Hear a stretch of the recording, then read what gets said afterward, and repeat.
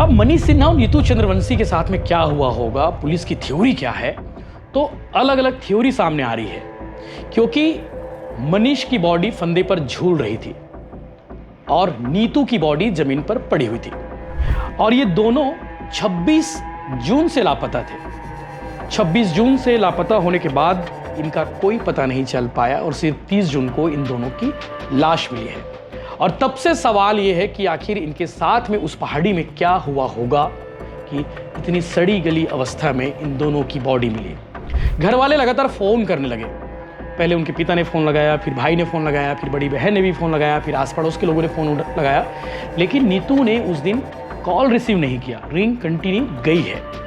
नीतू के पिता ने बताया कि मनीष को हम लोग ज़्यादा नहीं जानते और मनीष और नीतू के बीच में कोई प्रेम प्रसंग था, इस बात की जानकारी उन्हें नहीं है। बस हाँ, नीतू उसके चॉइस सेंटर जाती रहती थी, फॉर्म वगैरह भरती थी, क्योंकि नीतू पढ़ी लिखी थी, कॉलेज उसने कर रखा था, बीएड भी कर रखा था, टेट का एग्ज़ाम भी क्लियर कर लिया था।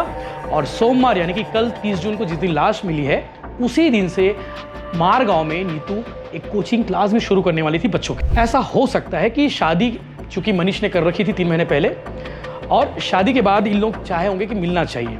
ये दोनों मिलने गए होंगे, पहाड़ी पर मिले होंगे, 26 तारीख को ही हो सकता है पहाड़ी पर पहुंच गए होंगे। और उसके बाद इन दोनों के बीच में विवाद हुआ होगा।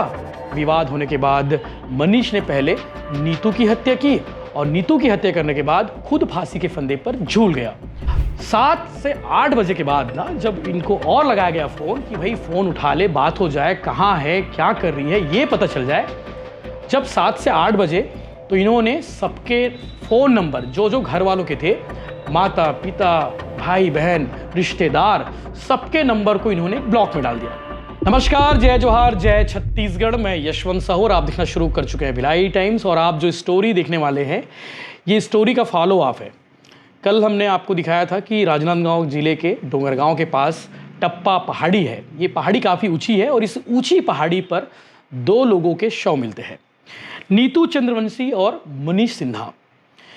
अब इन दोनों के बीच में संबंध क्या है, ये मैं आपको आगे बताने वाला हूँ। लेकिन इन दोनों के शव एक ही जगह पर मिलते हैं। शरीर पर कोई भी कपड़ा नहीं था नीतू के। मनीष सिन्हा सिर्फ अंडरगारमेंट पहना हुआ था।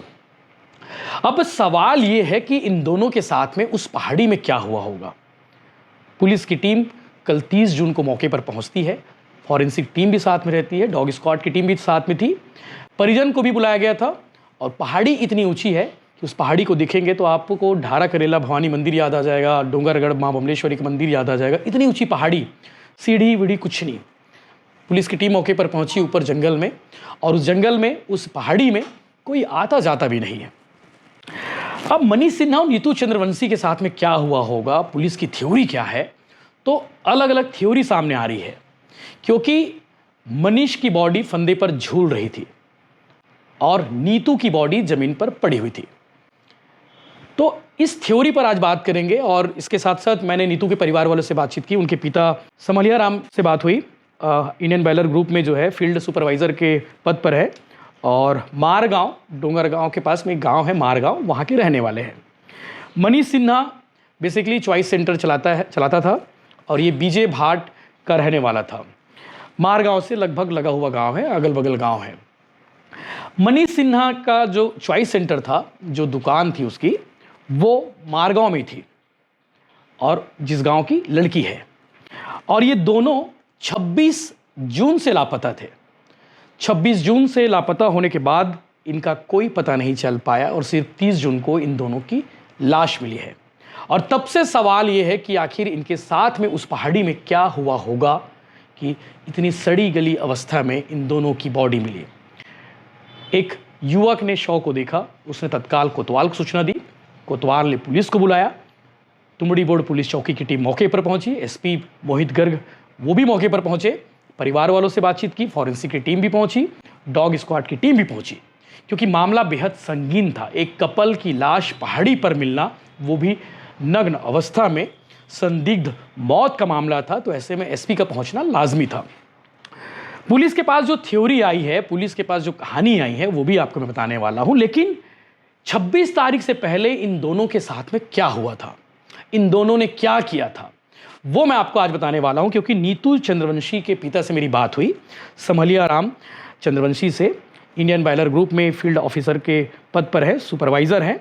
और नीतू की एक बड़ी बहन है जो डोंगरगांव गई हुई थी 26 तारीख को। 26 तारीख की कहानी बता रहा हूँ। 26 तारीख से सुबह 10 बजे से ये लापता हुई है, यानी कि घर से गायब हुई है, घर से गई है। 26 तारीख को, 26 जून की बात है, पिता समलिया राम अपने काम पर निकले हुए थे। बड़ी बेटी पीएससी की तैयारी कर रही है तो वो डोंगरगांव गई हुई थी। और एक बेटा है वो आईटीआई में पॉलिटेक्निक की पढ़ाई कर रहा है, तो वो भी कॉलेज गया हुआ था। और माँ खेत गई थी। नीतू चंद्रवंशी ने सुबह 10 बजे के आसपास घर का ताला लगाया। ताला लगाने के बाद अपने पड़ोस में रहने वाली एक दादी को उसने चाबी दी घर की। दादी को ये कहकर गई कि मैं फॉर्म भरने जा रही हूँ, थोड़ी देर में लौट आऊँगी या फिर कुछ देर बाद आ जाऊँगी। लेकिन चाबी देने के बाद वो लौटी नहीं। घर के बाकी सदस्य लौटे क्योंकि उनके पास भी चाबी थी, दादी ने भी चाबी दे दी थी। दरवाज़ा खोले, देखे तो नीतू घर से गायब। 10 बज गए। 10 बजने के बाद 12 बजे जब घर वाले पहुँचे, 12 बज गए, 1 बज गए, दोपहर के 2 बज गए, 3 बज गए। जब 1-1.5 घंटे बेटी कहीं लापता हो जाए, कहीं गायब हो जाए, उसके बारे में कोई शोर खबर ना हो, तो घर वालों को चिंता होती है, चिंता लाजमी है। एक जवान बेटी अचानक से घर से कहीं चली गई है, जो जिस टाइम पे लौटती थी उस टाइम पे नहीं लौटी है।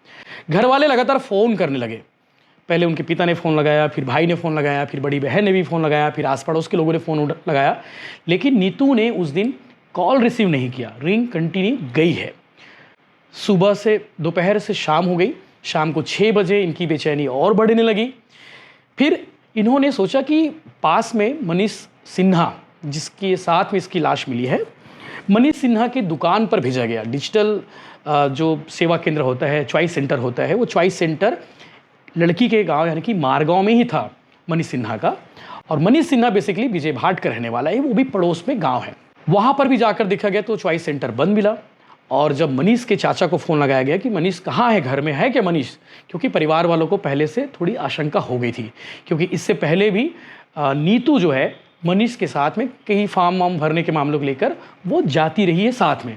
तो घर वालों को थोड़ा सा लगा कि फॉर्म भरने गई होगी तो चॉइस सेंटर गई होगी, चॉइस सेंटर जाकर पता किया जाए। तो मनीष को भी उस दिन फ़ोन लगाया गया मनीष के चाचा के द्वारा। तो मनीष ने भी उस दिन फ़ोन रिसीव नहीं किया।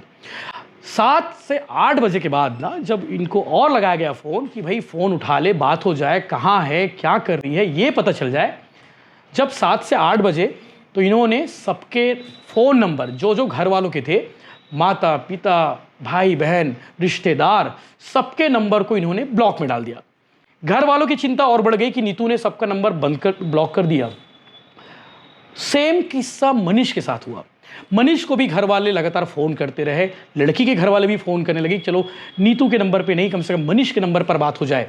मनीष ने भी फ़ोन नंबर सबका ब्लॉक कर दिया। ये सिलसिला रात भर चला।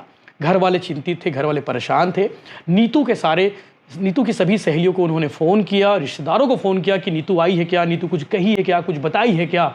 ये मन में बहुत सारे सवाल थे और मन विचलित होने लगा था। 26 तारीख की पूरी रात बीत गई और 27 तारीख को सुबह फिर से जब इन्होंने फ़ोन लगाना शुरू किया, 27 तारीख से इन दोनों का फ़ोन बंद आना शुरू हो गया। नीतू को फ़ोन लगाया गया। नीतू का फ़ोन पहले तो ब्लॉक लिस्ट में डाल दिया गया था, तो रिंग जाते ही कट जा रहा था। लेकिन उस दिन 27 तारीख को इन दोनों के फ़ोन बंद आने शुरू हो गए। अब सवाल ये है कि क्या 26 तारीख को ही ये पहाड़ी पर पहुंच गए थे या 26 तारीख को कहीं घूमने चले गए थे। घर वालों को यही लग रहा था कि मनीष के साथ कहीं नीतू घूमने चली गई होगी, जो लौट के नहीं आई है। 27 तारीख को दौड़े दौड़े डोंगरगांव थाना भी पहुंचे, तुमड़ी बोर्ड पुलिस चौकी इनके परिवार वाले पहुंचे, उधर मनीष के भी परिवार वाले पहुंच गए, नीतू के परिवार वाले भी तुमड़ी बोर्ड पुलिस चौकी पहुंच गए। पुलिस ने कंप्लेन दर्ज किया और पुलिस ने ये भी कहा कि आप लोग भी अपने तरफ से प्रयास करते रहिए, हम लोग भी ढूंढते हैं। फ़ोन नंबर वगैरह खंगालना शुरू किया, लेकिन पुलिस कई मामलों में कई बार देरी कर देती है। शायद सेम डे यानी कि 27 तारीख को ही सीडीआर खंगालना शुरू हो जाता, लोकेशन ट्रेस करना शुरू हो जाता, तो चीज़ें कुछ और हो सकती थी। हो सकता है नीतू और मनीष की डेथ उस दिन ना हो सकता है। तो शायद दोनों को ट्रेस करने में, दोनों को तलाशने में ईजी होती है। 27 तारीख भी बीत गया, 28 तारीख भी बीत गया, 29 तारीख भी बीत गया। 30 तारीख को खबर आती है। इस बीच परिवार वाले ढूंढ रहे बहुत सरगर्मी से, रेलवे स्टेशन, बस स्टैंड, आसपास के गांव, पहाड़वास, आसपास बहुत घूमे लोग, बहुत ढूंढे, लेकिन कहीं कुछ पता नहीं चल पाया। 30 तारीख को सुबह एक खबर आती है, सुबह एक सूचना आती है कि पहाड़ी पर 2 लोगों की लाश मिली है। पुलिस की टीम मौके पर पहुंचती है। पुलिस की टीम, चूँकि सबसे पहले जब कोई लाश मिलती है तो पुलिस ये पता करती है कि गुम इंसान कितने लोगों के नाम कायमी हैं, उनकी फ़ोटो कैसी है, वो दिखते कैसे हैं, उनका हाइट कितना है, नाम क्या है, लोकेशन क्या है, ये पता पहले पुलिस करती है कि गुम इंसान कितने कायमी हैं। तो पुलिस के पास पहले से इन दोनों के बारे में गुम इंसान की रिपोर्ट थी। 26 तारीख को गायब हुए, 27 तारीख को रिपोर्ट दर्ज थी। पुलिस ने सबसे पहले इनके परिवार वालों को बुलाया। परिवार वाले मौके पर पहुंचे। जो गांव है, जिस पहाड़ी पर जो लाश मिली है, दोनों की लाश, वो टप्पा पहाड़ी है। ये माहुल झोपड़ी महादेव पहाड़ी है। माहुल झोपड़ी जो तुमड़ीबोर पुलिस चौकी के पास में है, हाईवे से लगा हुआ है। और उस इलाके में कपल जाते रहते हैं। इससे पहले भी इस तरह की कोई घटना हुई है कि नहीं हुई स्पष्ट नहीं है, लेकिन बताते हैं गांव वाले, आसपास के लोग बताते हैं कि कपल आते रहते हैं, उनके साथ में नोक झोंक विवाद होते रहती है। ये बात की बात है। परिवार वाले पहुंचे। परिवार वालों ने बताया कि भाई ये जो लड़का है मनीष सिन्हा, ये हमारे गांव में इसका चॉइस सेंटर है और इसका पुश्तैनी गांव भी मार गांव है। ये लोग बीजे भाट शिफ्ट हो गए हैं। पुलिस को शक उसी दिन गहरा गया था, उसी समय गहरा गया था जब मनीष सिन्हा भी 26 तारीख से लापता था और नीतू भी 26 तारीख से लापता थी। तो पुलिस को पहले ही से शक हो गया था कि ये दोनों साथ में कहीं गए होंगे। अब सवाल ये है कि मनीष नीतू के साथ भागा क्यों, नीतू के साथ क्यों गया? तो मनीष की शादी 3 महीने पहले हुई थी और शायद शादी से मनीष खुश नहीं था। पास में फरसबोड़ गांव है, मनीष का ससुराल वही गांव हुआ था।